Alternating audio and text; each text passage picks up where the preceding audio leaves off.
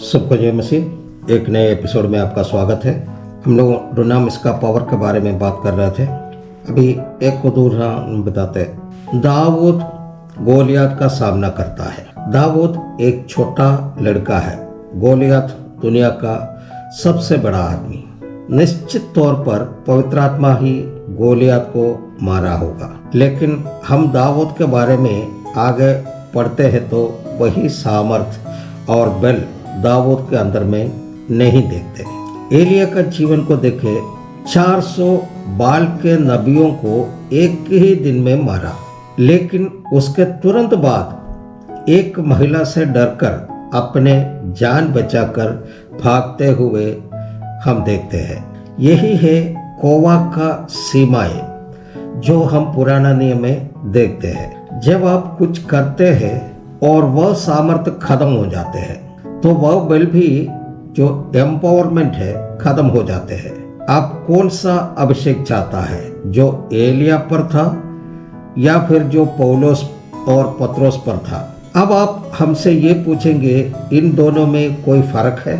बिल्कुल फर्क है, क्योंकि जब तक यीशु मसीह महिमामय हुआ था तब तक डुनामिस कुंडली नहीं गए थे। पौलुस और पत्रोस कभी ये प्रार्थना नहीं की कि उन्हें एलिया जैसे बना दे।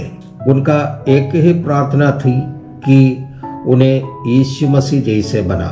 डुनामिस कोवाक नहीं है। कोवाक जिसके ऊपर में कार्य करते थे उनको पाप के ऊपर जय पाने का क्षमता नहीं था। उदाहरण के लिए दाऊद, जिसके अंदर परमेश्वर के हृदय था, युद्ध में जाने के बजाय वो महल में टहल रहा था।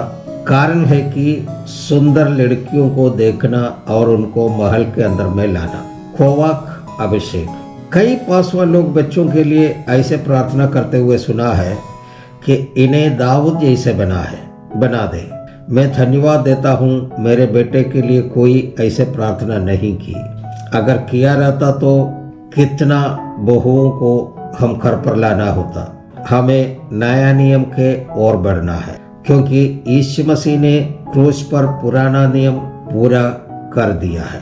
परमेश्वर के राज्य के बारे में पुराना नियम के नबियों, भविष्यवक्ताओं और बड़े बड़े अभिषिक्तों से छिपी हुई बातें यीशु मसीह के द्वारा हमें और आपको प्रकट किया गया है। हम पर बड़ी कृपा हुई है। हम पर मूसा से बढ़कर कृपा हुई है, क्योंकि मूसा के पास कोवाक थी तो हमारे और आपके पास डुनामिस है। हम पत्रोस और पौलुस को किसी समस्या से भागते हुए नहीं देखते। आप जानते हैं पौलुस को क्यों जेल में बंद किया गया?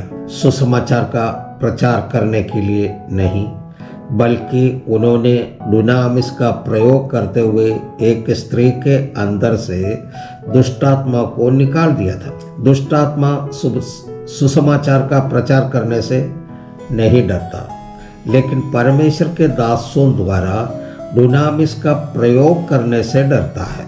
अगर पौलुस के जगह पर मैं उस जेल में रहता तो मैं क्या करता? मैं अपने जान पहचान के किसी पहुंच वाले व्यक्ति को फोन करते और बोलते मुझे यहाँ से छुड़ाइए। लेकिन पौलुस आत्मा में जानता था कि उनको उस जेल में होना आवश्यक है, ताकि वो जेलर और उनके परिवार उद्धार पाए।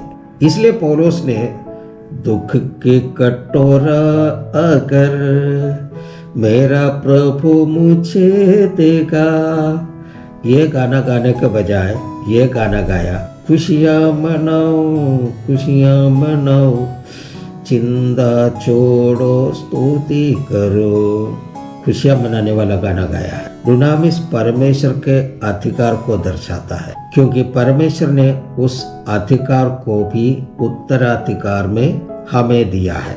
हमारे और आपके पास जो डुनामिस है उसके द्वारा डुनामिस के अंधकार के ताकतों पर विजय पा सकता है। हमारे और आपके पास जो डुनामिस है उसके द्वारा दुनिया के अंधकार के ताकतों पर विजय पा सकता है। दुनिया के सृष्टि के समय से ही परमेश्वर ने मनुष्य को सारे जीवित प्राणी को ऊपर में अधिकार दिया था। उत्पत्ति 1:28 में हम लोग इसे देखते हैं। और परमेश्वर ने उनको आशीष दी और उनसे कहा, फूलो फलो और पृथ्वी में भर जाओ और उसको अपने वश में कर लो और समुद्र की मछलियां तथा आकाश के पक्षियों और पृथ्वी पर रेंगने वाले सब जंतुओं पर अधिकार रखो। एक साधारण सा लॉजिक बात है। अधिकार हमारे पास रहेगा तो बाकी सब हमसे डरेगा। हमारा अधिकार किसी और के पास चल जाएगा तो क्या होगा? हम उनसे डरेगा। हमारे पास परमेश्वर का दिया हुआ अधिकार जब है तो किसी से डरने का जरूरत नहीं है। किसी ताकतवर व्यक्ति से या किसी प्रभावशाली व्यक्ति से या इस दुनिया के अंधकार के हाकिमों से डरने का जरूरत नहीं है। लेकिन साथ साथ यहाँ एक समस्या भी है। आपके अंदर के पाप उस अधिकार को नष्ट कर देती है। उत्पत्ति 3:10 में लिखा है, उसने कहा, मैं तेरा शब्द बारी में सुनकर डर गया क्योंकि मैं नंगा था, इसलिए छिप गया। नूह के समय परमेश्वर ने जल प्रलय लाया ताकि पाप धुल जाए। पाप धुल गया, फिर परमेश्वर का अधिकार वापस आया। उत्पत्ति 9:2 में इसे है, और तुम्हारा डर और भय पृथ्वी के सब पशुओं और आकाश के सब पक्षियों और भूमि पर के सब रेंगने वाले जंतुओं और समुद्र की सब मछलियों पर बना रहेगा। वे सब तुम्हारे वश में कर दिए जाते हैं। उत्पत्ति 9:25 में ऐसे हम देखते हैं पाप फिर वापस आ जाते हैं। परमेश्वर का अधिकार वापस ले लिया गया। उत्पत्ति 9:25 में, इसलिए उसने कहा, कनान शापित हो, वो अपने भाई बंधुओं के दासों का दास हो। गिनती का किताब का 9:23 में लिखा है, मैं फिर से अधिकार मूसा को दिया गया है। मूसा ने परमेश्वर के आज्ञा को तोड़ा तो मूसा का अधिकार नष्ट हो गया। दूसरा इतिहास 1 का 1 वचन में देखते हैं, फिर अधिकार दाऊद को दिया गया। दाऊद ने बेरशेबा को कमरे में लाया तो दाऊद का अधिकार नष्ट हो गया। इसी तरह पुराना नियम में हम देखते हैं कि जिसको जिसको अभिषेक और अधिकार मिला है वो अधिकार नष्ट हो गया था या फिर अधिकार को छीना गया है। 2024 साल पहले बेथलेहम में एक बच्चा जन्मा। 33.5 साल लोगों का भलाई करने वाला निर्दोष व्यक्ति रोमी सरकार द्वारा पकड़ा गया, मारा गया, गाड़ा गया।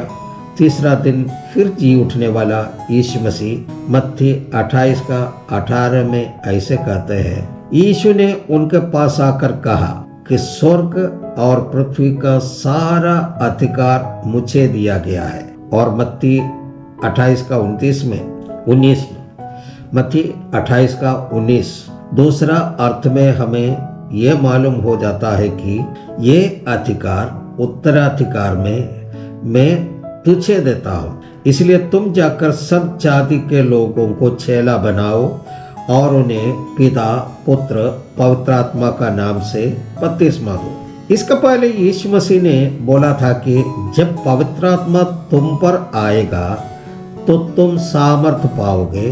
दूसरा अर्थ में बोलता है तो जब पवित्र आत्मा तुम पर आएगा तो तुम डुनामिस का अधिकार पाओगे। वो अधिकार के बारे में मत्ती 28:18 और 19 में कहता है। अब लूका 10:19 में, देखो मैंने तुम्हें सांपों और बिच्छुओं को रौंदने का और शत्रु की सारी सामर्थ पर अधिकार दिया है और किसी वस्तु से तुम्हें कुछ हानि नहीं होगी। यीशु मसीह हमें सारे अंधकार की शक्तियों पर अधिकार दिया है। डुनामिस जिसके अंदर है उस पास्टर और विश्वासी को देखकर शैतान भाग जाएगा। शैतान को दिमाग बहुत है, वो प्रार्थना योद्धाओं के साथ लड़ाई नहीं करता। हो सकता है 1-2 बार लड़ाई करके देखेगा, फिर समझ जाएगा कि वो जीतेगा नहीं और भाग जाएगा। हमारा अधिकार यह सामर्थ्य देता है कि इस दुनिया में हम शैतान के साम्राज्य को गिरा दें। आप में से कितना लोग ये अधिकार को चाहता है, हम नहीं जानते।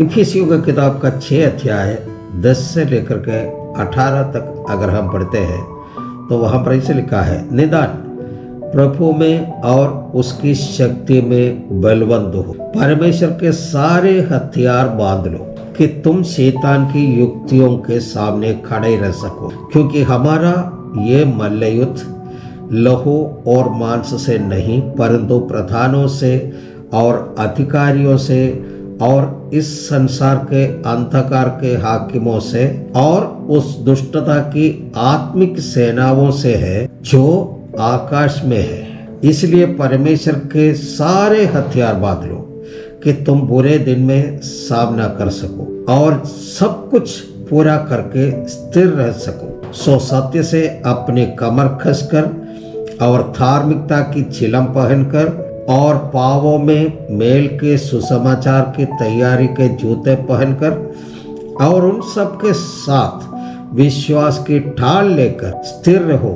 जिससे तुम उस दुष्ट के सब जलते हुए तीरों को बुझा सको। और उद्धार का टोप और आत्मा की तलवार जो परमेश्वर का वचन है ले लो, और हर समय हर प्रकार से आत्मा में प्रार्थना और विनती करते रहो और इसीलिए जागते रहो कि सब पवित्र लोगों के लिए लगातार विनती किया करो। हम इस दुनिया में एक युद्ध के मैदान में हैं। हमारा ये युद्ध आत्मिक युद्ध है। कोई युद्ध की तैयारी करने के समय में उनको 3 बातों का ध्यान देना जरूरी है। पहला है हमारा शत्रु कौन है, उसको पहचानना है। यहाँ हमारा शत्रु हमारा पड़ोसी नहीं है, हमारा रिश्तेदार नहीं है, हमारा भाई बहन नहीं है, या नहीं तो हमें दोष लगाने वाला कोई मनुष्य नहीं है। शत्रु हमें सताने वाला मनुष्य नहीं है। मानसिक रीति से सोचेगा तो हमारा शत्रुता इन सब से हो सकती है, लेकिन यीशु मसीह ने हमें क्या सिखाया है, तुम्हारा शत्रु से भी प्यार करो। हमारा शत्रु से, हमारा पड़ोसी से शत्रुता खत्म करके जब मेल मिलाप कर लेते हैं तो फिर वो हमारा शत्रु नहीं है। तो इस लौकिक दुनिया में हमारा शत्रु नहीं है। फिर जो हमारा आत्मिक शत्रु कौन है, बाइबल कहते हैं 1 पतरस 5:8 में लिखा है, सचेत हो और जागते रहो, क्योंकि तुम्हारा विरोधी शैतान गरजने वाला सिंह के नाई इस खोज में रहता है कि किसको फाड़ खाए। अभी यहीं पर समाप्त करते हैं, अगले एपिसोड में फिर मिलेंगे। तब तक के लिए सबको जय मसीह, सबको धन्यवाद।